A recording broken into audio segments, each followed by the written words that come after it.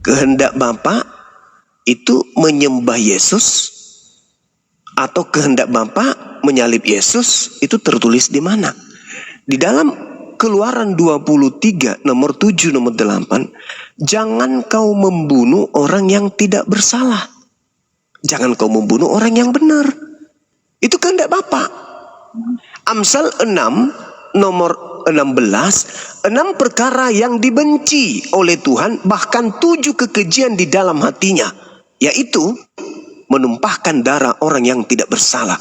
Menumpahkan darah Yesus yang tidak bersalah itu adalah kekejian. Itu hal yang dibenci. Berarti Bapa berkehendak jangan bunuh Yesus.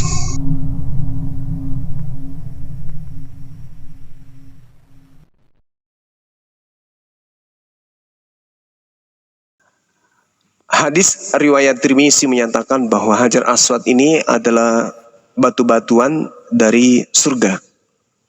Batu ini kemudian dibawa oleh malaikat Jibril dari surga dan diberikan kepada Nabi Ibrahim yang sedang menjalankan pembangunan Ka'bah atas perintah Allah.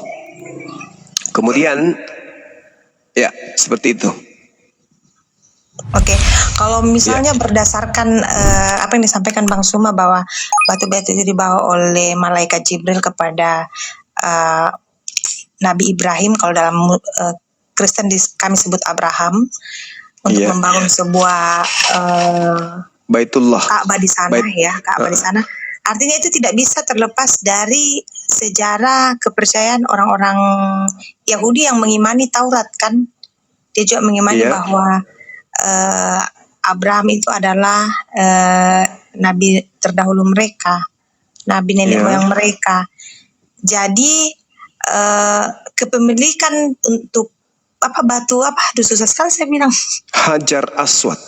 Hajar Aswad itu apakah juga diklaim oleh orang-orang Yahudi bahwa itu juga bagian dari mereka, atau hanya diklaim oleh orang Muslim? Karena kalau dilihat dari penjelasan Bang Suma bilang tadi, itu pemberian malaikat Jibril kepada Ibrahim dalam Ya, jadi kalau kita lihat sejarah dan hadits juga, Nabi Ibrahim bersama dengan anaknya Nabi Ismail yang ke Mekah.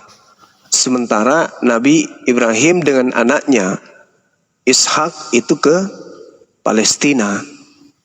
Jadi masing-masing anak ini diberikan warisan. Satu yang ke Palestina, satu yang ke Mekah. Nah, Ishak juga ada batu tugu buat dia, yang kami sebut dengan Masjidil Aqsa. Sedangkan orang-orang Yahudi menyebutnya dengan tembok ratapan. Situ juga ada batu. Nah, sedangkan di Mekah itu ada Hajar Aswad ini yang kami imani. Karena memang kalau kita lihat di dalam kitabnya orang Yahudi, misalnya di Yehezkiel 28 nomor 13, di situ dikatakan begini: engkau di Taman Eden, yaitu Taman Elohim, penuh segala batu permata yang berharga, yaspis merah, krisolit, yaspis hijau, permata pirus, krispars, dan nefrit, lasurit, batu darah, dan seterusnya. Jadi surga itu yang banyak batu-batuan. Sedang diterangkan kemudian di dalam hadis Rasulullah yang diceritakan kemudian Tirmizi, itu adalah batu dari surga yang diberikan kepada Abraham sebagai cenderamata untuk Nabi Ismail, gitu. Oke. Terima kasih Bang Suma, jelas ya data sejarahnya. Terus yang saya pertanyakan tadi, mengapa saudara Muslim itu biasanya sampai berdesak-desakan untuk menyentuh batu itu? Apa makna teologinya di sana, Bang Suma? Oke, jadi gini, umat Alaihi Wasallam itu diberitakan di dalam Al-Quran, Kul in kuntum tuhibbunallaha fattabi'uni yuhibbukumullah wa yaghfir lakum dzunubakum wallahu ghafurur rahim. Jadi Allah mengatakan, katakanlah wahai Nabi Muhammad, jika mereka kemudian menginginkan keselamatan, ingin dosa-dosanya dihapuskan, dan ingin kemudian dia dicintai oleh pencipta langit, ajarlah melakukan apa yang kamu lakukan. Fattabi'uni. Nah, sedangkan Nabi Muhammad SAW di dalam Al-Quran surah Al-Jumu'ah ayat 2, Allah menerangkan bahwa kedatangan kan umatnya wa yuzakkihim huwallazi ba'atha fil ummiyina rasulan minhum yatlu alaihim ayatihi wa yuzakkihim. Jadi Nabi Muhammad itu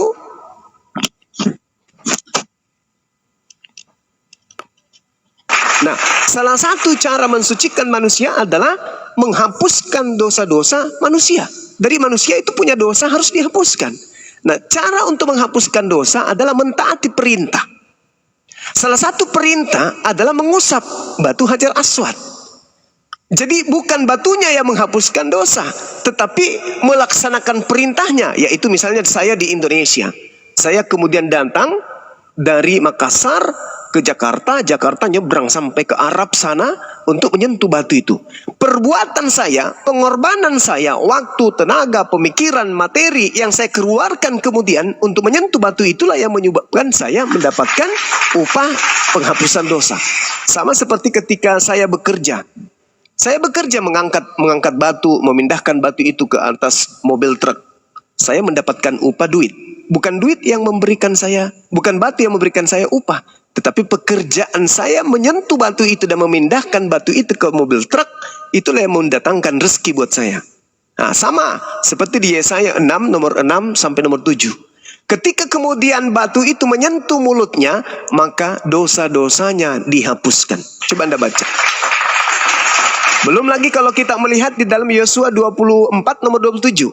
Kata Yosua kepada seluruh bangsa itu, sesungguhnya batu inilah akan menjadi saksi terhadap kita, sebab telah didengarnya segala firman Tuhan yang diucapkannya kepada kita. Sebab itu, batu ini akan menjadi saksi terhadap kamu, supaya kamu jangan menyangkali Elohim Tuhanmu. Nah, kesalahan saudara Kristen. Oke, silakan. Jadi intinya di sini Bang Suma bukan objeknya ya, tetapi lebih kepada perbuatan, lebih kepada prosesnya ya. Ya, proses usahanya. Menyentuh, usaha untuk menyentuh. Sama seperti sedikit lagi, sama seperti di Keluaran 29 nomor 14. Ya. Bakarlah tainya, kulitnya dan dagingnya sebagai penebusan dosa. Jadi ketika dikatakan dalam Keluaran 29 nomor 14, ambillah sapi, kulitnya, dagingnya dan juga taiknya untuk kau bakar. Sebab itulah korban penghapus dosa. Kan boleh saya katakan kalau pemikirannya, oh ternyata tai sapi bisa menghapuskan dosa. Padahal bukan tai sapinya, tapi upaya membakar tai sapi, kulitnya dan juga dagingnya itulah yang menghapuskan dosa. Pekerjaan melakukan perintah Tuhan itulah yang kemudian menghapus dosa. Sama seperti kami membuang duri di jalan, itu menghapus dosa. Bukan durinya yang menghapus, tapi upaya membuang duri itulah yang menghapuskan dosa manusia. Seperti itu. Iya ya, Bang Suma ya. Karena banyak saudara-saudara ya, saya di Kristen melihat bahwa itu semacam bentuk ya penyembahan berhala. Iya, kalau dilihat dari sisi itu ya sama. Kami juga kalau melihat kemudian orang yang mencium patung Yesus itu juga berhala pastinya. Ya. Tapi mungkin ada nilai-nilai yang saya tidak tahu apa maksudnya. Nah, gitu dia maksudnya. Silakan. Ya, oke Bang Suma. Menarik ini Bang Suma, salib simbol kutub. Pasti punya dasar Bang Suma ini kasih naik tema seperti ini. Mungkin bisa jelaskan ke saya yang Nasrani, mengapa Bang Suma angkat tema ini. Salib simbol kutub pasti ada dasar-dasar yang kuat. Oke, baik. Yang pertama, Imamat 1-2. Di situ diceritakan kemudian bahwa katakanlah kepada orang Israel, apabila mereka hendak mempersembahkan korban penebus dosa kepada Tuhan, maka hendaklah kemudian mereka mempersembahkan hewan ternak berupa kambing, domba, sapi, lembu. Itu kepada orang Israel. Nah, untuk apa mereka melakukan itu? Untuk melakukan penebusan dosa. Tidak pernah berubah menjadi manusia. Cerita punya cerita. Ada kejadian di dalam Bible, upaya-upaya orang Yahudi membunuh sosok yang bernama Yesus. Karena cemburu, karena faktor politik dan ekonomi yang mendasari mereka sehingga mereka berkomplotan kemudian untuk membunuh Yesus tersebut. Di dalam kitab saudara, Yohanes 11 nomor 45 sampai nomor 57 jelas terurai di sana. Orang Yahudi, imam kepala, mahkamah agama, ahli Taurat pokoknya, semua ahli Taurat berkumpul sepakat membunuh Yesus demi supaya bangsanya tidak dirampas oleh orang Roma. Bukan untuk dosa. Bukan untuk dosa. Nah, kemudian Matius 26 nomor 4, Yesus ingin dibunuh dengan cara tipu muslihat. Mereka melakukan kesaksian-kesaksian palsu. Matius 26 nomor 59. Pokoknya Yesus ini disepakati untuk dibunuh apapun caranya demi untuk mereka bebas dari perbudakan Romawi, supaya bangsanya tidak dirampas oleh Roma. Itu alasannya kenapa Yesus ingin dibunuh. Tak ada karena dosa. Iya. Nah, kemudian terjadi proses. Paulus 30 tahun lebih setelah terjadi tragedi penyaliban menulis sebuah surat. Nama suratnya Galatia. Di bab 3 nomor 13 dikatakan, Yesus telah menebus kita dari kutuk hukum Taurat dengan jalan menjadi kutuk. Sebab ada tertulis, terkutuklah orang yang mati digantung di atas tiang salib. Sedangkan yang tertulis yang dimaksud oleh Paulus di sini adalah yang terurai di dalam Ulangan 21 nomor 22 sampai 23. Apa yang tertulis di sana?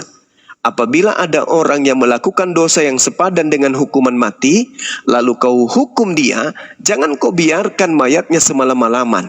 Sebab orang yang dikutuk Tuhan, jangan kau biarkan mayatnya semalam-malaman menyentuh tanah yang diwariskan Tuhan kepadamu. Itu nggak boleh. Berarti menurut Paulus, Yesus ini adalah orang yang dikutuk oleh Tuhan. Karena dia mengutip Ulangan 21. Sedangkan yang dikutuk oleh Tuhan adalah orang yang melakukan dosa yang sepadan dengan hukuman mati. Sedangkan yang dikutuk oleh Tuhan, Ulangan 27 nomor 25, terkutuklah orang yang menerima uang suap untuk menyerahkan orang yang tidak bersalah untuk dibunuh. Tuh.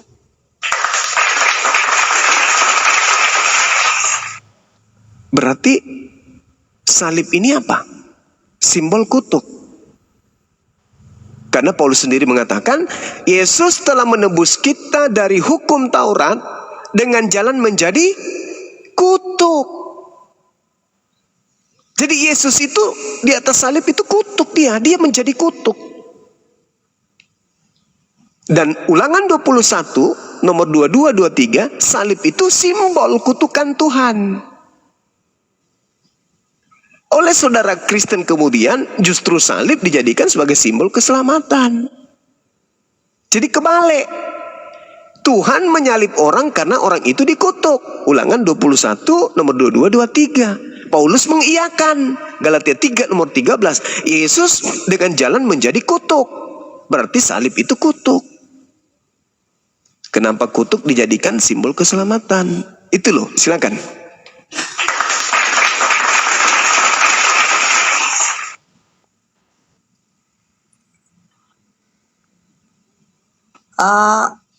Lalu bagaimana Muslim melihat? Oke, mungkin kita sepakat bersama bahwa sejarah penyaliban itu baik.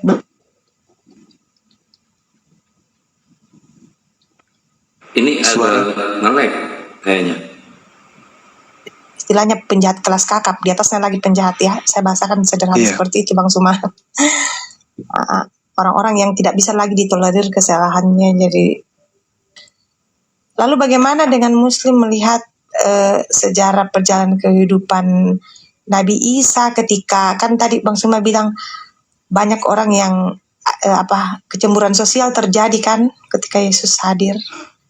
Sehingga banyak orang bersepakat untuk membunuh dia.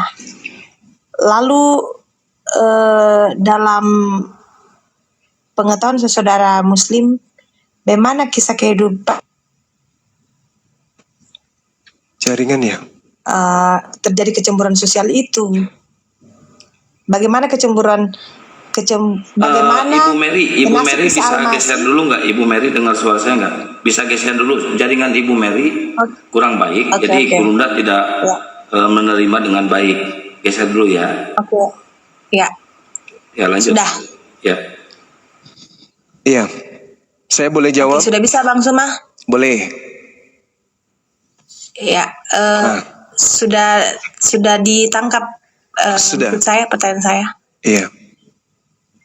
Iya. Oh, ya. Jadi ketika kemudian Siti Maryam datang kepada Bani Israel, pada kaumnya, lalu membawa bayinya. Fa'asyarat ilaih qalu kaifa nukallimu man kana fil mahdi sabiyya. Maka Maryam kemudian menunjukkan anaknya. Mereka berkata, kemudian orang Yahudi ini berkata, bagaimana mungkin kami berbicara dengan anak kecil yang masih dalam buayan? Kan ditanya, kenapa kamu hamil? Padahal kamu ini adalah keturunan Harun. Kamu ini saudaranya Harun. Kamu keturunan orang baik-baik. Ayahmu bukan seorang yang buruk peringai. Ibumu juga bukan seorang pesina. Kamu kok bisa hamil? Kok kamu bisa punya anak? Apa kata Maryam? Kau tanya aja sendiri kepada anakku. Orang Yahudi berkata, bagaimana mungkin kaifa nukallimu man kana fil mahdi sabiyyan? Bagaimana kami harus berbicara kepada anak bayi? Di dalam Al-Quran dikatakan, anak bayi itu berbicara, inni Abdullah, sesungguhnya aku ini adalah hamba Allah. Jadi Nabi Isa membela ibunya. Kalau di Bible tidak ada pembelaan sekalipun yang dilakukan oleh Yesus kepada ibunya. Bahkan Yesus tidak pernah memanggil ibunya dengan panggilan ibu di dalam Bible. Kalau di Al-Quran, Nabi Isa membela ibunya. Ini Abdullah. Jangan kau ganggu ibuku. Aku ini adalah orang yang suci. Ini Abdullah. Aku ini hamba Allah. Atani al-kitab wa ja'alani nabiyan. Dia memberiku kitab. Dan Tuhan juga menjadikan aku seorang nabi. Wa ja'alani mubarakan aina ma kuntu. Dan Tuhan menjadikan aku seorang yang diberkahi di mana saja aku berada. Dan dia Allah memerintahkan kepadaku melaksanakan ibadah dan menunaikan kemudian zakat selama aku hidup. Wa barram biwalidati wa lam yaj'alni jabbaran syaqiyya, dan berbakti kepada ibuku dan tidak menjadikan aku sebagai seorang yang sombong lagi celaka. Lalu dia katakan apa? Anak bayi ini berbicara, wassalamu alayya yauma wulid wa yauma amut wa yauma ub'atsu hayya. Semoga kesejahteraan dilimpahkan kepadaku pada saat aku dilahirkan, pada saat aku diwafatkan, dan pada saat aku dibangkitkan hidup kembali. Nah, lalu kemudian Allah menerangkan, zalika Isa bin Maryam qaulal haqqil ladzi fihi yamtarun. Itulah Nabi Isa yang menyatakan perkataan yang benar yang mereka orang-orang Yahudi ragukan kebenarannya. Nah, lalu apa yang terjadi kemudian? Ketika orang-orang Yahudi berselisih paham tentang Nabi Isa, mereka kemudian semakin memperlihatkan kedegilan kebenciannya kepada Nabi Isa alaihissalam. Nabi Isa besar, memperlihatkan mukjizat, membangkitkan orang mati, lalu kemudian membuat orang lumpuh berjalan, penyakit sampar sembuh dan seterusnya. Malah dituduh sebagai pelaku sihir. Tidak pernah mereka ini melihat Yesus itu, Nabi Isa ini adalah sesuatu yang benar. Karena dia, menurut mereka, dia berasal dari anak haram, kok bisa kayak gini? Kok bisa jadi hebat kali orang ini? Akhirnya, pengingkaran dan penolakan terhadap Nabi Isa itu semakin menjadi-jadi terhadap orang Yahudi terhadap Nabi Isa alaihissalam. Nah, itu yang terjadi. Sehingga mereka bersepakat untuk membunuh. Kenapa mereka sepakat membunuh? Karena mereka melihat bahwa pengaruh Nabi Isa ini semakin kuat. Dan kalau Nabi Isa semakin kuat pengaruhnya, maka orang-orang di luar daripada mereka akan datang merampas tempat mereka. Apa yang terjadi? Kesepakatan mereka membunuh Nabi Isa. Tapi Allah kemudian menyelamatkan Nabi Isa alaihissalam. Tidak jadi dibunuh. Jadi yang dibunuh itu adalah penggantinya. Selesai cerita. Nabi Isa kami tidak dibunuh, tapi diangkat oleh Allah. Yang mati, yang disalib adalah pengganti dari Nabi Isa alaihissalam. Nah, yang menarik di sini, saudaraku, yang menarik, ternyata di dalam Bible yang mati digantung itu adalah orang yang dikutuk oleh Tuhan. Sedangkan kalau saya tanya nih orang Kristen, mau lulusan apapun dia, pastor, pendeta, aku tanya, Pak Pendeta, tolong tunjukkan kepada saya, apa dosa Yesus sampai dia harus dikutuk oleh Tuhan? Kata mereka, tak ada dosanya. Loh, kalau begitu bukan dia yang mati di atas tiang salib. Karena yang mati digantung di tiang salib adalah orang yang dikutuk oleh Elohim. Karena orang ini melakukan dosa. Oh, tidak ada dosanya Bang Suma. Lalu, dosa-dosa kami lah yang ditanggungnya. Wah, nggak nyambung. Dalil di Bible mengatakan orang yang digantung ini adalah orang yang dikutuk oleh Elohim karena orang ini telah melakukan dosa yang sepadan dengan hukuman mati. Paulus memberikan petunjuk itu. Sebab ada tertulis, terkutuklah orang yang digantung di atas tiang salib. Ada tertulis. Di mana tertulis? Ulangan 21. Ternyata di Ulangan 21 yang dikutuk di situ adalah orang yang melakukan dosa yang sepadan dengan hukuman mati. Nah, orang yang dikutuk, sedangkan yang dikutuk menurut Ulangan 27 nomor 25 adalah orang yang menerima suap untuk menyerahkan orang benar agar dibunuh. Sedangkan di tradisi Kristen yang menerima suap adalah Yudas. Kira-kira ada gambaran tidak Bang Suma, siapa itu orang yang menurut ini, kita berbicara menurut versi Islam, yang menggantikan Isa, karena kan terjadi kecemburuan sosial singkatnya seperti itu, lalu Nabi Isa diselamatkan oleh Allah, diangkat ke sorga, dan penggantinya lah. Kira-kira ada bayangan dalam Muslim, kira-kira siapa yang menggantikan orang itu? Kalau di Islam dikatakan wama qataluhu. Ada data jelasnya begitu? Tidak dijelaskan siapa yang menggantikan. Akan tetapi yang menggantikan Nabi Isa itu dituduh dengan tuduhan yang hanya mengikuti persangkaan belaka. Mereka tidak yakin tentang siapa yang dibunuh ini. Mereka tidak yakin. Makanya coba Anda lihat di dalam Kisah Para Rasul 25 nomor 19. Mereka berselisih paham tentang seseorang yang bernama Yesus. Paulus berkata dia hidup, tetapi orang lain mengatakan dia sudah mati. Berselisih paham. Nah, di dalam Markus 16:12 juga diceritakan. Setelah itu, Yesus menampakkan diri dalam bentuk rupa yang lain kepada dua orang muridnya. Pertanyaannya, dari mana Markus tahu kalau itu adalah Yesus dalam bentuk rupa yang lain? Kan tidak ada. Mereka hanya mengikuti persangkaan belaka. Tak ada yang memastikan. Markus tidak pernah bertemu Yesus. Di mana Markus bertemu Yesus? Tidak pernah. Mereka hanya mengikuti persangkaan belaka. Ini adalah Yesus yang dalam bentuk rupa lain. Dari mana dia tahu? Berarti Al-Quran betul. Mereka tidak yakin dengan apa yang mereka bunuh. Mereka nggak yakin. Nah, makanya sederhananya begini. Kalau di dalam Al-Quran, dalam surah Maryam ayat 19, Nabi Isa alaihissalam diterangkan bahwa beliau adalah seorang nabi yang suci. Itu diterangkan di dalam surah Maryam ayat 19. Itu jelas.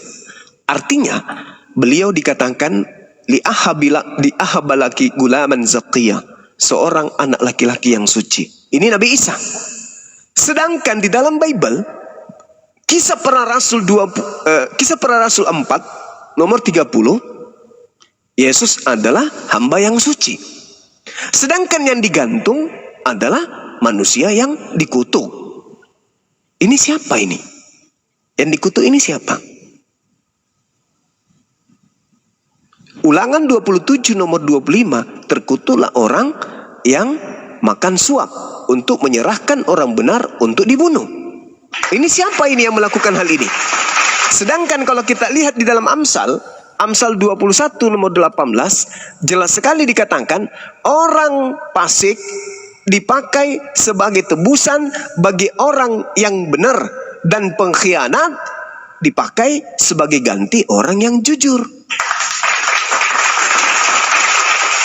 Sedangkan Yesus berkata di dalam Lukas 24 nomor 44, harus digenapi tentang aku apa yang tertulis di dalam kitab Amsal.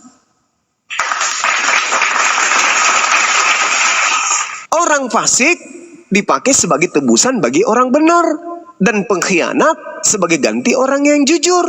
Nah, siapa yang fasik ini? Kita baca kemudian di kitab Amsal 17 nomor 27, yang disebut orang fasik di sana adalah orang yang menerima suap. Saya bacakan Amsal 17 nomor 23. Siapa orang fasik ini? Orang fasik adalah mereka yang menerima suap. Siapa yang menerima suap? Yudas. Berarti kalau kita mengartikan Amsal 21:18, Yudas dipakai tebusan untuk Yesus, dan pengkhianat, siapa pengkhianat? Yudas. Yudas dipakai ganti sebagai tebusan kepada Yesus.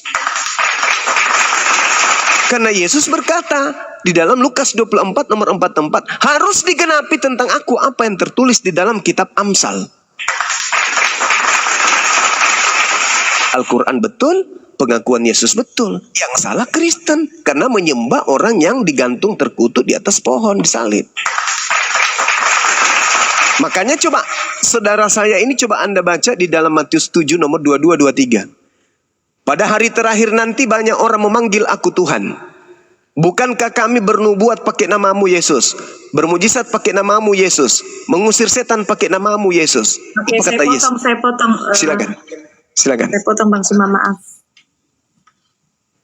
Aku tidak akan mengenal engkau. Maksud di situ Bang Suma, dalam konteks itu kan ini ayat juga yang sering dipakai oleh apologet Islam untuk menjelaskan. Iya. Saya menerima penjelasan yang tadi itu sangat sinkron.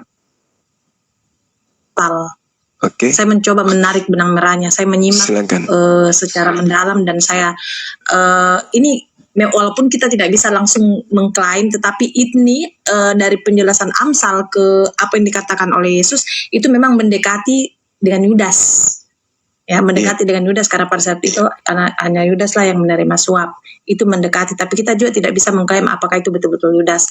Nah, soal yang Bang Suma menjelaskan ke saya tentang ini pemahaman iman saya itu adalah konteks di mana memang Tuhan berteriak, bukan orang yang ibadah tiap hari di gereja, orang yang ibadah ini dalam konteks iman Kristen, bukan orang yang tiap hari ibadah di gereja yang berteriak Tuhan, Tuhan, aku mengenal Engkau, atau orang yang mengatakan saya beriman, tetapi adalah orang yang melakukan kehendak. Jadi ini lebih kepada konteks Yesus mau katakan berbuat kasih lah, jangan banyak ngoceh bilang saya percaya dia tapi tidak ada perbuatan baiknya.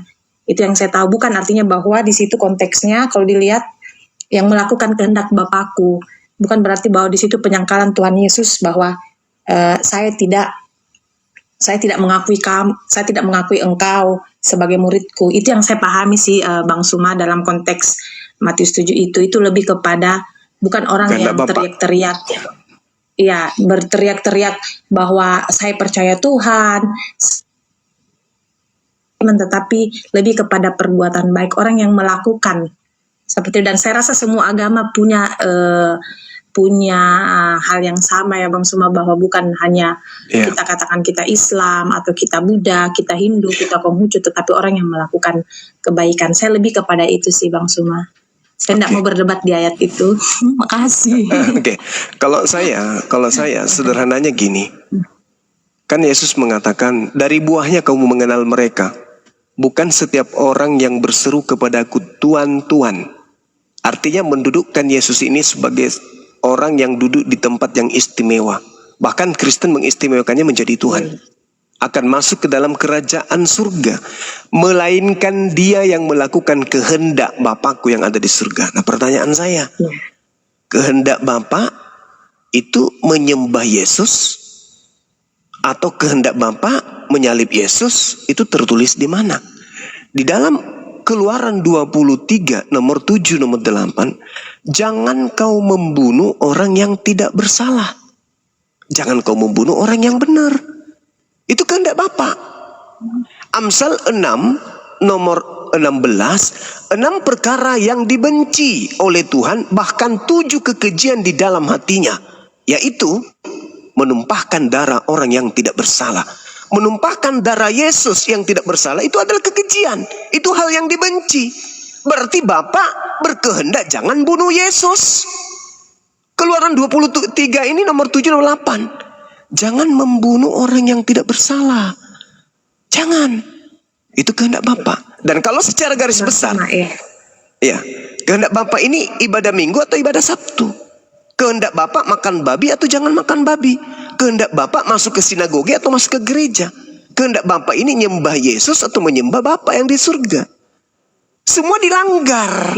Makanya Yesus mengatakan, enyahlah daripada aku. Setuju di situ. Kehendak Bapak dalam Matius konteks 7 ini, kalau kehendak Bapak dari seluruh Bible kan besar lagi maknanya Bang Suma, tapi maksudnya kehendak Bapak dalam konteks Matius 7 ini itu lebih kepada orang-orang Farisi yang merasa bahwa dialah ahli Taurat, dialah yang paling labelnya saja mereka para ahli Taurat, tetapi selalu mendiskriminasikan orang-orang yang miskin, orang-orang yang ya istilahnya tidak bisa diterima di masyarakat menurut orang-orang Yahudi. Itulah yang mereka diskriminasikan. Jadi kalau kehendak Bapak secara luas memang besar maknanya Bang Suma, tapi dalam konteks Matius 7 yang saya pahami di sini teguran keras Yahudi yang mengklaim dirinya serba tahu tentang Taurat tetapi tidak melakukan kehendak Bapa. Itu Bang Suma. Gurunda izin, Assalamualaikum warahmatullahi wabarakatuh, Gurunda dan guru-guru yang lain. Waalaikumsalam warahmatullahi wabarakatuh. Di bawah ada Dayang Handi mau naik, moderator dinaikkan dulu ya. Fadhol Gurunda, mohon maaf, lanjut. Di Matius 7 ini Yesus sedang berbicara dengan orang Yahudi, murid-muridnya, bukan dengan orang Kristen, bukan juga dengan orang Islam. Nah, dalam pemahaman orang Yahudi, kehendak Bapa itu menghakimi, karena di situ kan konteksnya. Ya, orang Yahudi paham kehendak Bapa itu di mana? Perjanjian Lama atau Perjanjian Baru? Kalau kehendak Bapak? Perjanjian Lama. Perjanjian Lama berarti yang dimaksud di sini adalah bukan setiap orang yang berseru kepadaku, melainkan dia yang melakukan hukum Taurat. Yang melakukan hukum Taurat inilah yang dikenali oleh Yesus. Muncul Kristen ikut-ikutan yang bukan penganut Taurat, manggil Yesus Tuhan, bermujizat pakai namanya. Sehingga Yesus mengatakan pada hari terakhir nanti, aku akan mengatakan kepada mereka, enyahlah daripadaku, aku tidak mengenal kalian, kalian pembuat kejahatan. Kenapa? Karena mereka ini bukan melakukan kehendak Bapa. Kehendak Bapa itu adalah melakukan hukum Taurat. Makanya di dalam Matius 23, nomor 1, nomor 2, nomor 3, Yesus berkata apa? Jangan kau mengikuti orang-orang ahli Taurat dan orang Farisi, sebab mereka berkata tentang hukum Taurat, tapi mereka tidak mempraktekkan. Berarti hukum Taurat itu harus diperhatikan. Sedangkan Paulus mengatakan dengan matinya Yesus, Yesus telah membatalkan hukum Taurat dengan segala perintah yang ada di dalamnya, dalam Efesus 2 nomor 15. Berarti yang dimaksud Yesus di sini yang bisa selamat adalah yang melakukan kehendak Bapa. Kehendak Bapa itu adalah hukum Taurat. Makanya dalam Ulangan 4, apa kata Tuhan di sana? Jangan kau menambahi, jangan kau mengurangi firman yang kusampaikan kepadamu.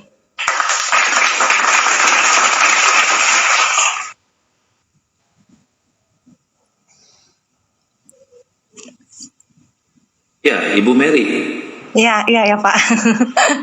Lagi menyimak, lagi loading. Ya, itu dia. Jadi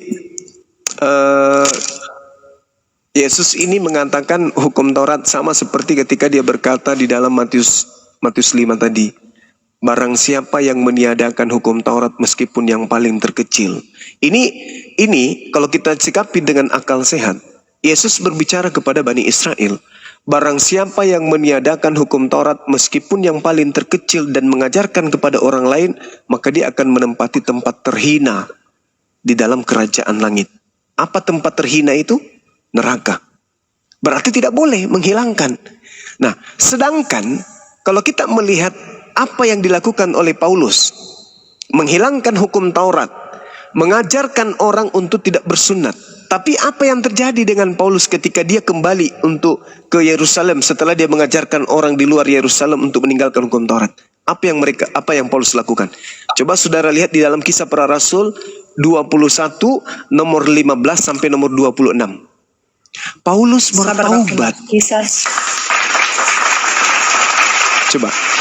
Kisah Para Rasul 21 nomor 15 sampai nomor 26. Paulus bertaubat dari mengajarkan ajaran Kristen.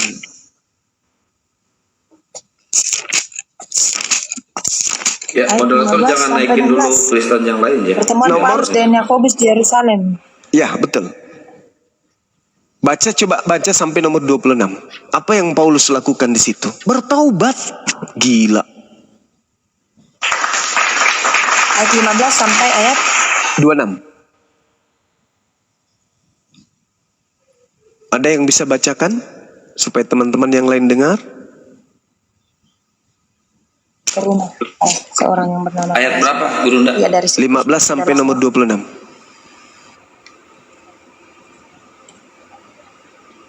Coba teman-teman yang lain dibacakan biar saudari kita ini dengarkan. Bagus kalau didengar. Hei. Surat berapa, Gurunda? Kisah Para Rasul 21. Izin ya, ada Pak Adwin ini nanti juga direspon, dia mau memperkuat Islamnya, diusir dari keluarganya, dia mau syahadat ulang Bang Juma. Ya ini Adwin, nantilah habis ini. Kau stay di sini Adwin. Siap. Oke. Siap. Lanjut Ya, dulu. siap Bang, siap. Kisah Para Rasul Silakan. 12 21. Alamak, gimana?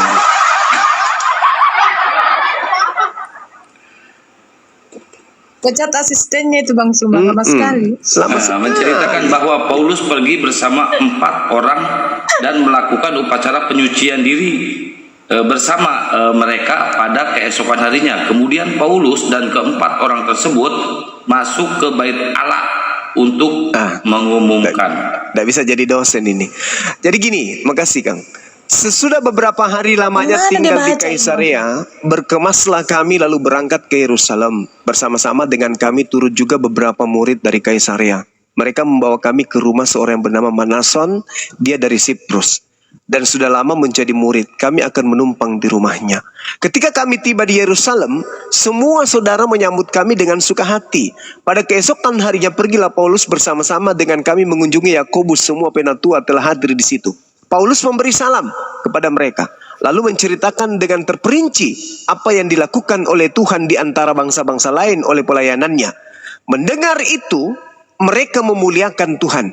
Lalu mereka berkata kepada Paulus, "Saudara, lihatlah, beribu-ribu orang Yahudi telah menjadi percaya, dan mereka semua rajin memelihara hukum Taurat. Tetapi mereka yang beribu-ribu ini mendengar tentang engkau, bahwa engkau mengajar semua orang Yahudi yang tinggal di antara bangsa-bangsa asing untuk melepaskan hukum Taurat Musa.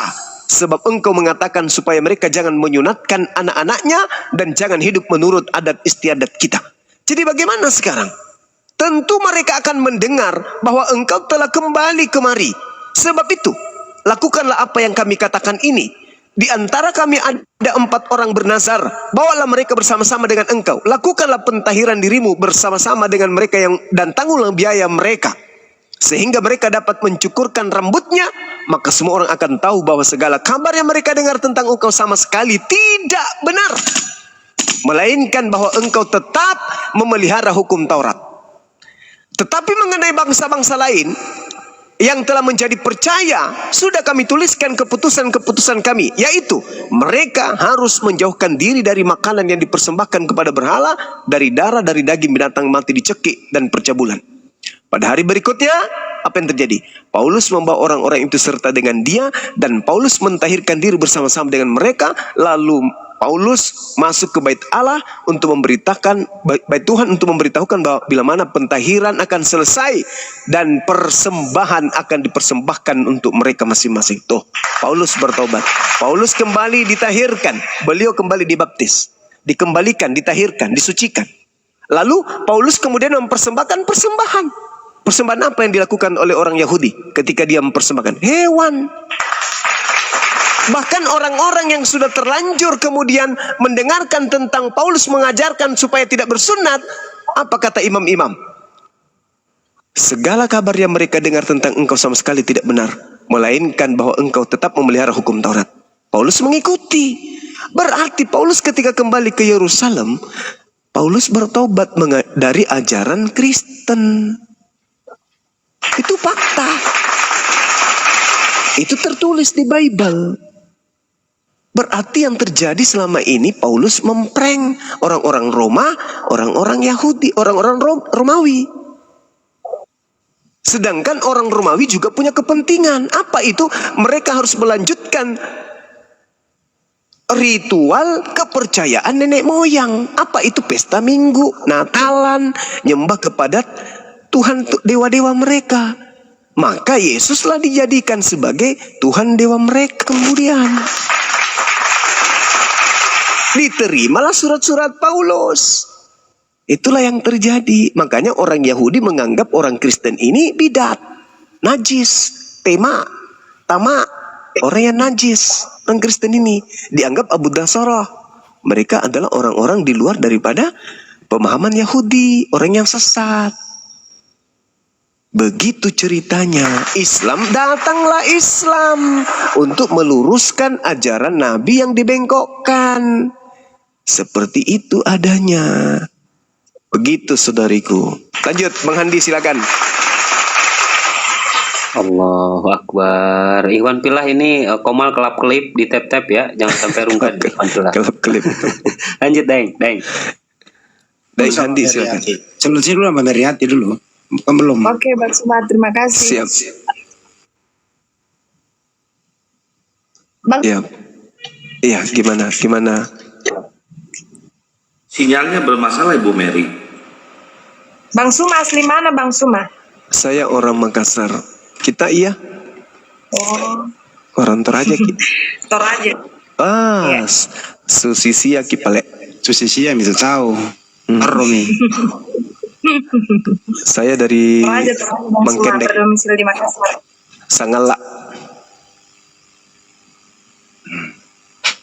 Iya, orang Toraja itu pintar, baik, sabar. Apalagi orang Makale. Wih. Iya serius, orang Toraja itu sabar, baik, santun. Mereka itu Kecuali Pak santun. Bombom. Apalagi kalau tidur Pak sabar Bombom itu sekali. campuran. Pak Bombom campuran dia. Kalau orang Toraja itu sabar. Saya besar di kalangan orang Toraja.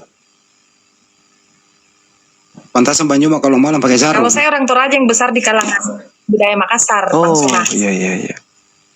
Iya.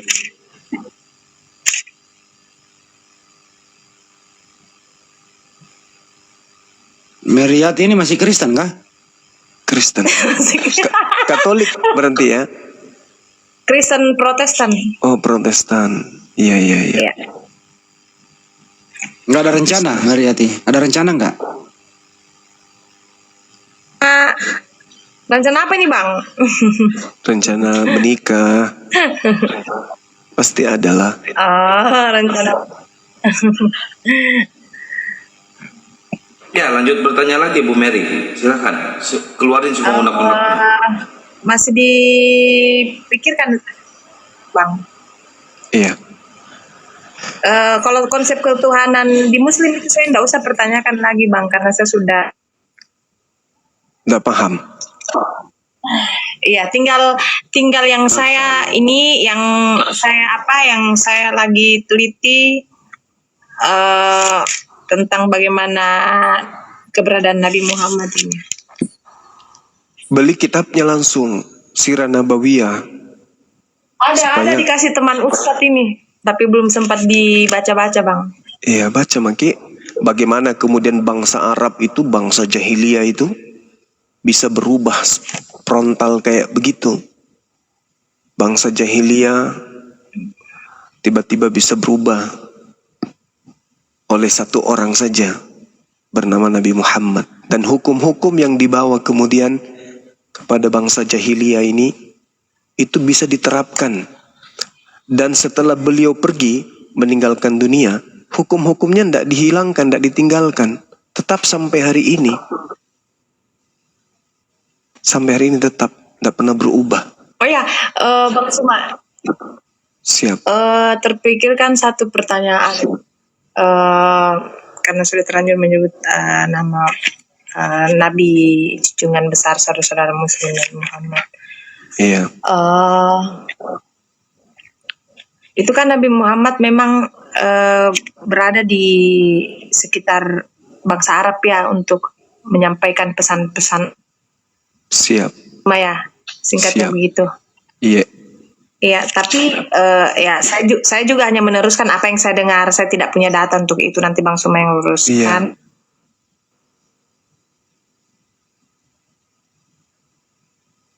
Bagaimana? Sinyalnya itu Gurunda. Terlalu kasar kalau dibilang buta huruf, tapi maksudnya dalam mungkin membukukan mungkin ya sehingga bukan beliau langsung yang menuliskan Al-Quran. Ini menurut penjelasan teman-teman secara singkat, tetapi sahabat-sahabatnya, karena beliau punya sahabat-sahabat. Apa itu benar, Bang Suma? Iya. Jadi sebenarnya pada zaman Rasulullah, Al-Quran itu sudah berbentuk mushaf.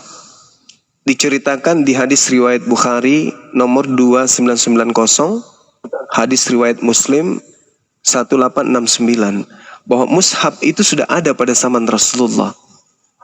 Al-Quran itu sudah ada dalam bentuk tulisan.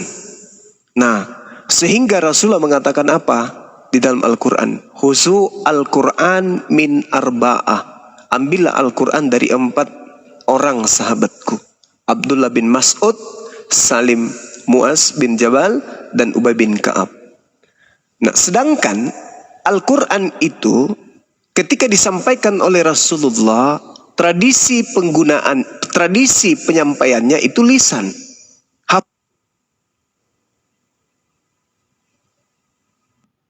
Kena report. Kena lagi. Kena report Bang Suma. Astaga. Aduh. Oke, Digaspol silakan. dulu tap layarnya Asisten. teman-teman.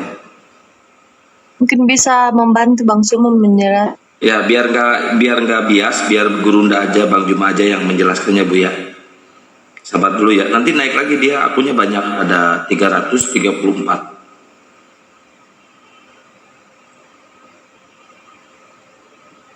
Atau nanti Bu Mary bisa bertanya tentang kenapa Islam ini harus sholat atau harus disunat, itu bisa dipertanyakan juga Bu.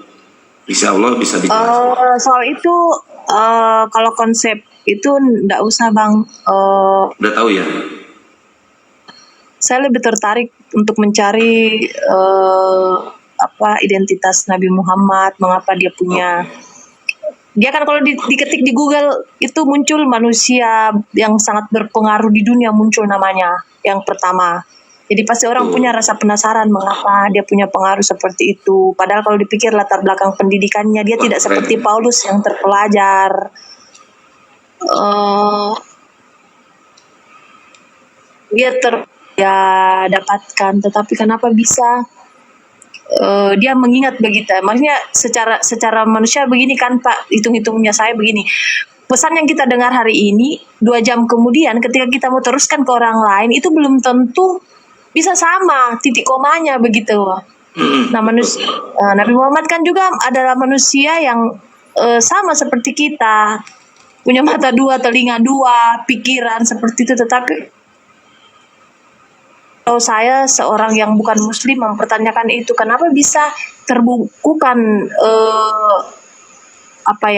Al-Quran.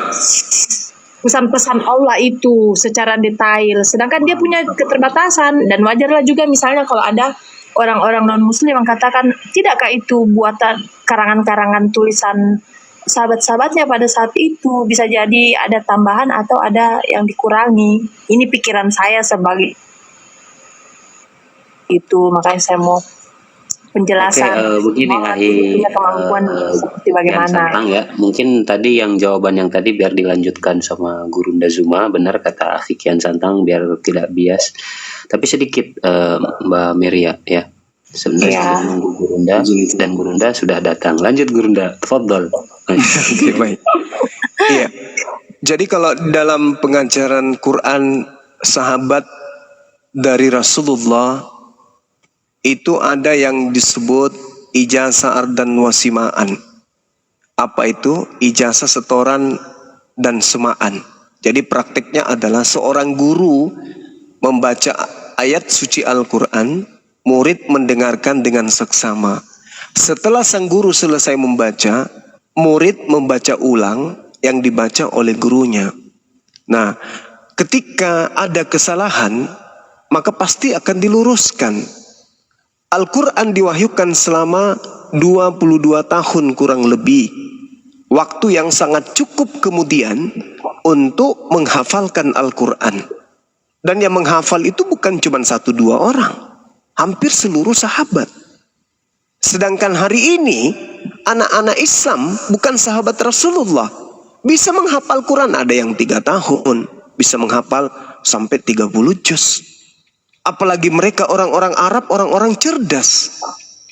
Jadi tidak ada keraguan kemudian, karena ketika ayat suci Al-Quran itu keliru, pasti kemudian orang akan tahu, dunia akan bergemuruh. Contoh, ada nggak yang bisa baca Quran di sini? Sembarang, baca Quran ayat apa saja atau surat apa saja. Insya Allah saya akan tahu, kalau itu hurufnya salah, makhrajnya salah, keliru, cara bacanya pun saya ngerti. Artinya apa? Tidaklah mungkin Rasulullah membiarkan sahabatnya salah di dalam mengajarkan Al-Quran. Contoh, ketika saya membaca surat di dalam Al-Quranul Karim misalnya, A'udzubillahi minasyaitonirrajim. Wa tara katsiran minhum yusari'una fil itsmi wal udwan wa aklimhimul lihimus suhab. Salah begitu pasti ditegur. Kalau ada keliru pasti ditahu. Salah huruf saja, salah bacaan pasti bergemuruh dunia ini. Umat Islam semuanya akan mengatakan itu salah. Misalnya, saya baca begini. Labi samakan. Gurunda. Boleh saya baca ya Gurunda ya? Boleh. Kaget saya, Bu. Bismillah. Tadi jauh. Bismillahirrahmanirrahim. Innaka laminal mursalan. Salah. Harusnya kasrah.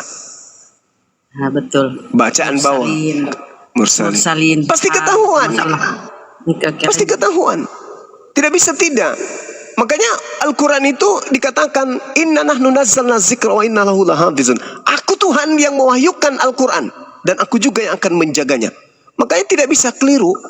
Mau sampai kapanpun upaya-upaya untuk merubah Quran, dunia akan bergemuruh. Tidak akan pernah bisa. Apalagi zaman Rasulullah. Sekarang aja yang kita sudah 1400 tahun bisa tahu, apalagi zaman beliau. Gak bisa salah. Al-Quran itu. Paham. Ya, lanjut Bang. Silakan. Ya, Silakan. paham. Ini kan zaman Injil dibawa oleh Nabi Isa dengan Nabi Muhammad itu jaraknya kurang lebih 600 tahun ya. Mohon diluruskan kalau salah. Jaraknya kurang lebih seperti itu, 600 tahunan seperti itu. Dan di Al-Quran ada begitu banyak sekali ada di Bible. Baik itu dalam konteks perjanjian lama maupun Gimana di Al-Quran di Al-Quran ada begitu banyak cerita-cerita yang hampir sama dengan yang ada di kitab Taurat ya, perjanjian lama maupun perjanjian baru. Iya. Nah, teman saya biasa bilang begini, kalau kamu beli buku, dianalogikan begini, kalau kamu beli buku, kamu mau cetakan yang pasti orang selalu mau bilang cetakan yang terbaru seperti itu. Nah, lalu kalau memang kita mau cetakan terbaru, pasti ada patronnya, ada ukurannya, ada istilahnya sumber utama yang dipakai untuk membuat cetakan buku baru seperti itu. Nah, sehingga banyak teman-teman Kristen yang bilang begini. Ini ya teman-teman Kristen yang bilang begini, Bang Suma. Siap. Copy paste karena kenapa banyak tentang Taurat, perjanjian lama, terus Injil dan lain sebagainya itu hampir sama semua ceritanya di Al-Quran. Berarti ini dikopas ya seperti itu. Nah, sedangkan penjelasan dari saudara-saudara kita yang Muslim, mereka ya saya sederhanakan mereka katakan menyempurnakan seperti itu melalui pewahyuan kepada Nabi Muhammad. Oke. Nah, itu pandangan Bang Suma itu bagaimana? Oke, baik. Jadi kalau kita melihat nih, bagaimana Lukas, Markus, Matius, dan penulis Yohanes menceritakan tentang Paulus, tentang Yesus. Mereka nggak sesaman dengan Yesus. Penulisan mereka ada yang ditulis tahun 53, ada yang ditulis 64, dan seterusnya. Nggak ada yang ditulis pada zaman Yesus. Artinya mereka menuliskan berdasarkan berita-berita yang mereka lakukan penyelidikan. Menyalin dari penulis yang lain. Atau melakukan penyelidikan. Atau mendengarkan kesaksian-kesaksian orang. Sedangkan baginda Rasul Muhammad SAW tidak bisa bahasa Ibrani. Tidak bisa bahasa Aram. Tidak bisa bahasa Yunani. Bahkan membaca pun beliau tidak bisa. Lalu dari mana beliau ini mendapatkan kemudian upaya-upaya untuk membaca dan menjelaskan tentang Taurat? Tidak. Allah Subhanahu wa taala menjelaskan di dalam Al-Qur'an. Wa min qablihi kitabu Musa imama wa rahmah. Wa hadza kitabu musaddiqul lisanan arabiyya liyunziral ladina zalamu wa busyra lil muhsinin. Dan sebelum Al-Quran kata Allah, wahai Nabiku Muhammad, telah ada kitab Musa sebagai petunjuk dan rahmat. Dan Al-Quran ini adalah kitab yang membenarkannya dalam bahasa Arab untuk memberi peringatan kepada orang-orang yang zalim dan memberi kabar gembira kepada orang-orang yang berbuat baik. Jadi Al-Quran, wahyu Allah yang maha melihat, maha mendengar, yang menyaksikan tentang Tauratnya, yang menyaksikan tentang Injilnya yang datang kepada nabinya terdahulu, keadaannya disampaikan kemudian kepada Rasulullah dalam menggunakan bahasa Arab. Makanya di dalam Al-Quran, di dalam surah Al-Ma'idah, ketika Nabi Muhammad menerima Al-Quran, apa kata Allah? Ya ahlal kitab, qad ja'akum rasuluna yubayyinu lakum katsiran mimma kuntum tukhfuna minal kitab wa ya'funa an katsir. Qad ja'akum minallah nur wa kitabum mubin. Wahai ahli kitab Yahudi dan Nasara, sungguh telah datang Rasul kami Nabi Muhammad SAW datang kepadamu menjelaskan kepadamu banyak hal dari isi kitab yang kalian sembunyikan, dan banyak pula yang dibiarkannya untuk tidak dijelaskan. Sungguh telah datang kepadamu cahaya dari Allah, yaitu Islam, dan kitab yang menjelaskan, yaitu Al-Quranul Karim. Lalu kata Allah apa? Yahdi bihil lamanit tabaridwanahu subulas salam. Dengan Al-Quran itulah kemudian Allah memberi petunjuk kepada manusia yang mengikuti keridaannya kepada jalan keselamatan. Bukan lagi Taurat, bukan lagi Injil. Kenapa? Karena Taurat dan Injil sudah disembunyikan sebagian dari umatnya.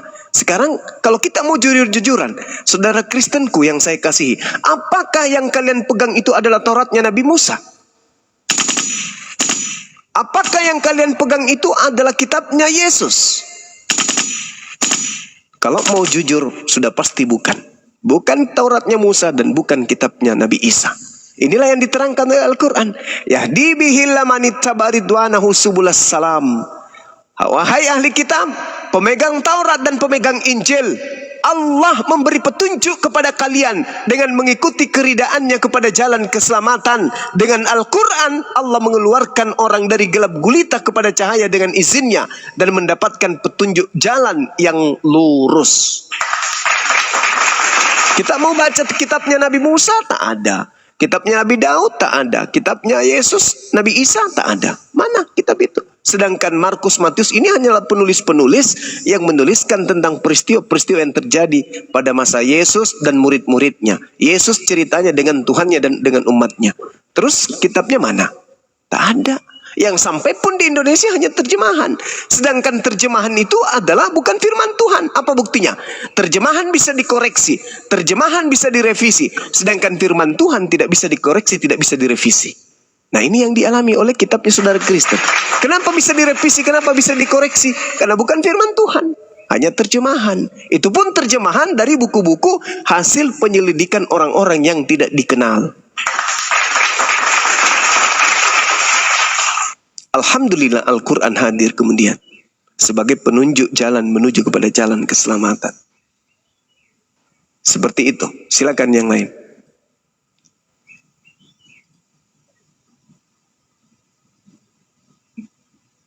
Masya Allah, sudah jelas Bu Meria? Tapi mengapa begitu persis ya Bang Sumaya? Iya. Mungkin Dinda Abuya diambil alih dulu. Dek, saya makan siang dulu. Karena saya belum makan Siap. siang malam ini. Siap, Gurunda. Iya. Lanjut. Saya juga belum makan malam pagi tadi. Ada coto begadang. Cina begadang. Sebentar aja, saya makan makanan ringan yang saya ingin makan ini. Apa itu? Popcorn 2 kilo. Bukan. Papeda. Papeda. Papeda. Papeda. Melani, Saya sambil nyimak, silakan. Iya. Saya dengar Merianti, sambil makan ya. besok. Miri saja Pak. Susah sekali sebut namanya Miri saja. Ya besok. Saya besok sama Bang Juma mau ke Pantai Losari. Nah, nanti kau bawa mintu anumu. Siaran Nabawiyah. Nanti kau baca. Bantu baca ya besok. Oh iya ya, oke nanti Bang. Pelajari itu pale ya.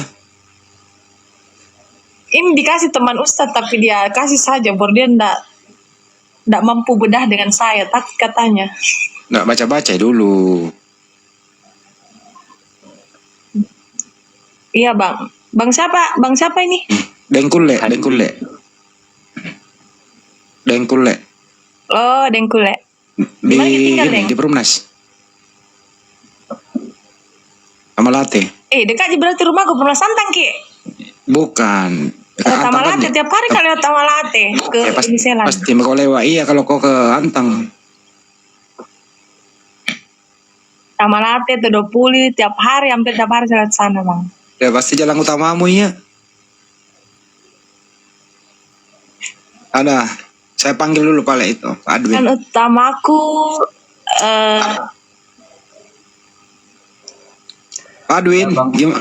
Adwin? Iya Bang. Ya. Siap Bang monitor. Gimana keluhannya? Ya ini Bang. Ayo.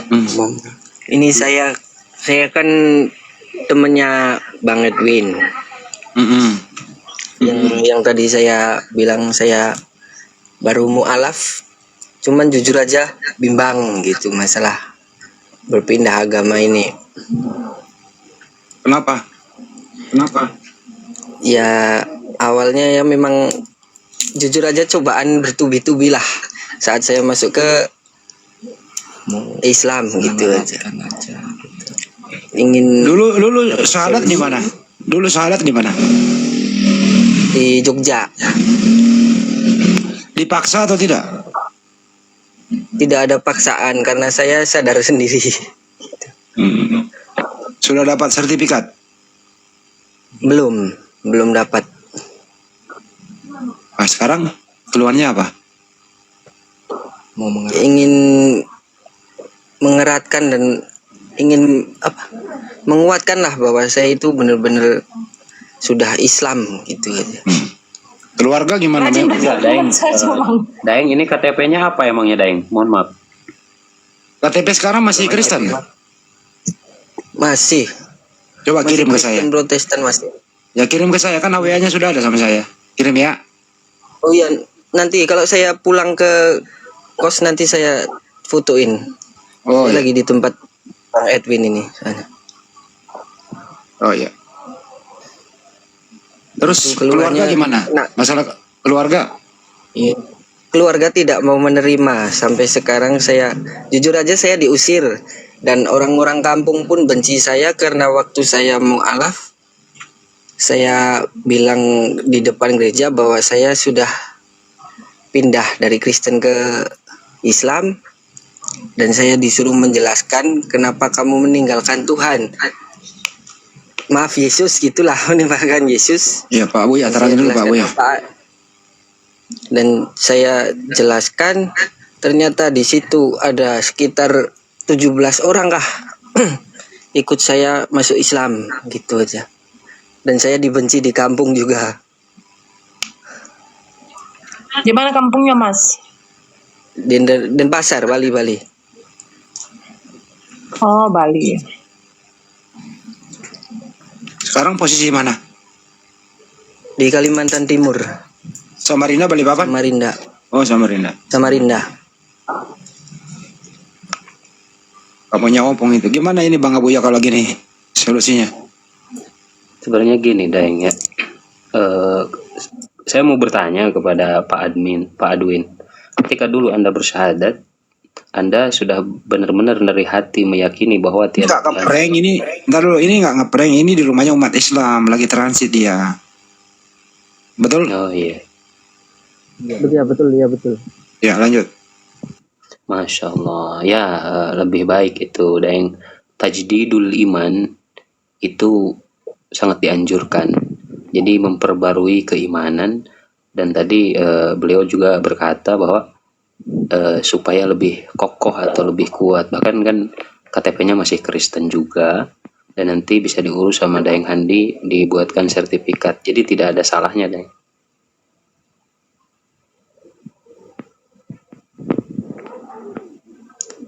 Kalau mau Kecil disyahadat, banget sih. bagus gak sekarang? Gede gak? Ya, ini baru.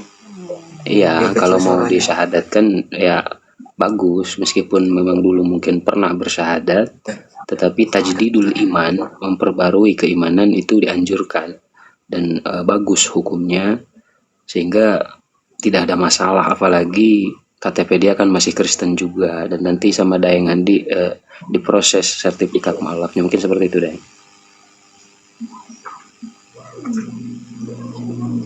Kenapa bisa tahu dibenci oleh ibu, kan belum pulang? Gimana? Kau tahu dia benci sama keluarga? Sudah pulang, waktu itu saya sudah pulang. Dan saya ngomong ke keluarga, saya ternyata dibawa ke gereja, dipertemukan oleh jamaat, saya yang dibilang domba tersesat kah atau apakah di depan gereja. Saya menjelaskan apa adanya, dan waktu pulang ke gereja saya diusir. Sampai sekarang saya bingung, sedangkan di Islam kan bilang bahwa harus patuh kepada ibu, bapak. Apakah saya termasuk anak durhaka kalau saya tidak mentaati orang tua, terutama ibu gitu?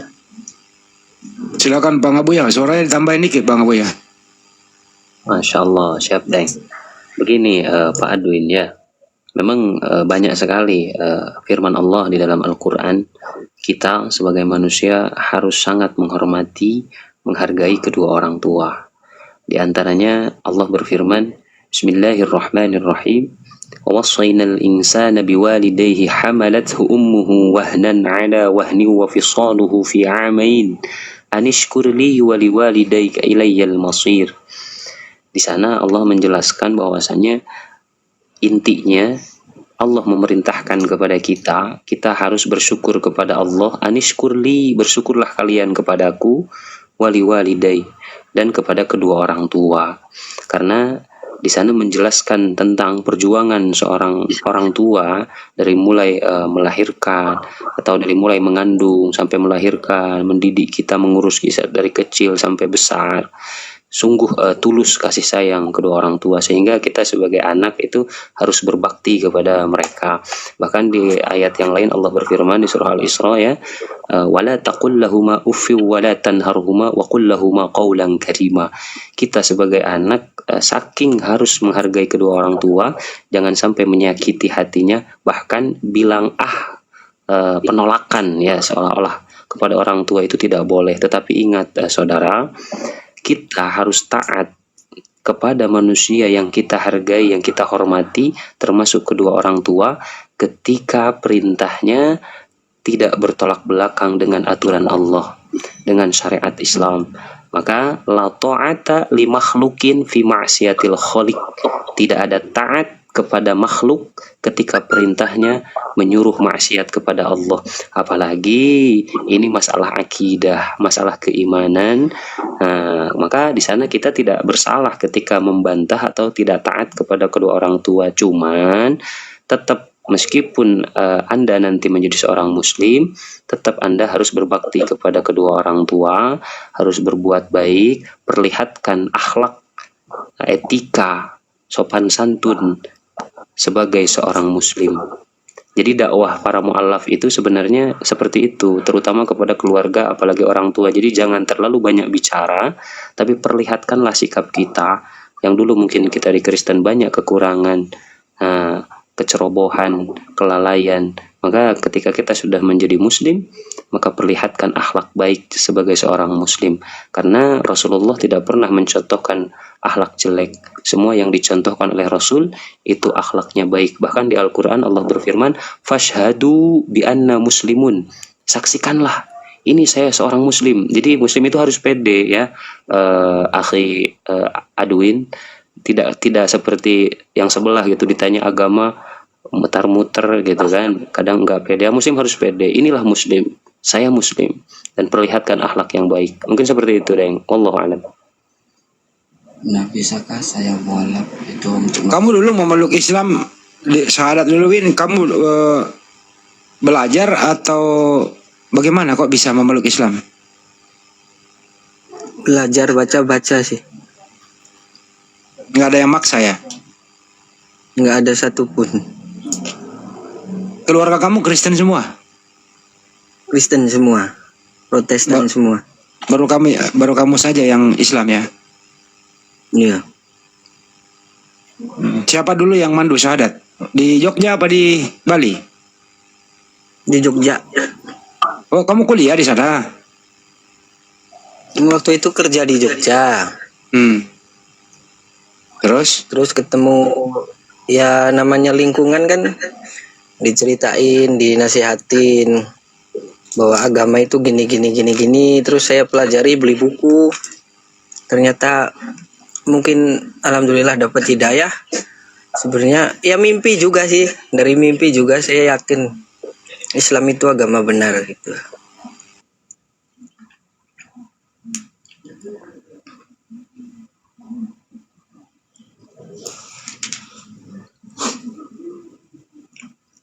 Oh ya begitu. Insya Allah. Syahadat masih lancar? mualaf? Nah, makanya Insya Allah lancar. Coba diulang. bisa diresmikan sih. Bismillahirrahmanirrahim.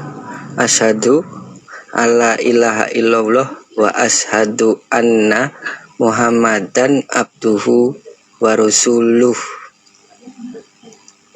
Artinya? Saya bersaksi bahwa tiada zat yang berhak disembah kecuali Allah, dan saya bersaksi bahwa Muhammad adalah utusan Allah. Gimana? Bang Juma ada edukasi nggak nih buat ini anak? Seperti apa? Apa kita buatkan sertifikat karena dia belum punya? Bagaimana ini? Teman-teman di sini. Akang? Gimana Kang? Ya kalau dirasa perlu ya buatkan aja sertifikatnya, tapi dia kebutuhannya mendesak nggak, kebutuhannya ini nggak urgent nggak untuk bikin sertifikat. Insya Allah urgent karena saya mau menikah gitu aja. Oh, ada rencana merubah KTP berarti ya? Iya, buat menikah. Domisili abang di mana bang? Domisili KTP-nya Denpasar, abang, Bali. Abang di mana sekarang? Oh, saya sekarang di Kalimantan Timur, Samarinda. Bang Handi nomor WA-nya ada di Bang Handi? Udah ada. Oh, kalau ada di Bang Handi nomor WA-nya nanti saya buatin KTP gratis, tapi harus ada sertifikat mualaf. Mualafnya di APII bukan? Dulu syaratnya di Kemarin nggak Jogja. cuma di musola aja sih, musola gitu. Kalau gitu minta sertifikatnya aja dulu, sertifikat mualaf. Nanti saya bisa buatin KTP. Ya, di mana itu? Bukan, Berubah agama. nanti kita buatkan aja dari API. Yang penting kasih ke saya Bang Andi nanti, terus saya buatin KTP-nya. ya itu intern aja nanti. Kang KTP-nya dia masih ada, tinggal dia ke Dukcapil merubahnya Kang. KTP kamu masih agama Kristen ya? KTP kamu masih Kristen? Masih. Wah itu perlu segera itu. Iya foto Ya itu perlu. kalau ke Dukcapil Bang Andi lama prosesnya. Ya nanti itu intern Kang. Harus segera dirubah itu bro. Nanti kalau ada apa-apa ya pasti kamu nggak diminta-minta ya. Nah terus kamu nanti misalnya nih, kamu meninggal, KTP-mu Kristen, pasti kau dikubur secara Kristen. Karena nggak ada peganganmu. Iya benar.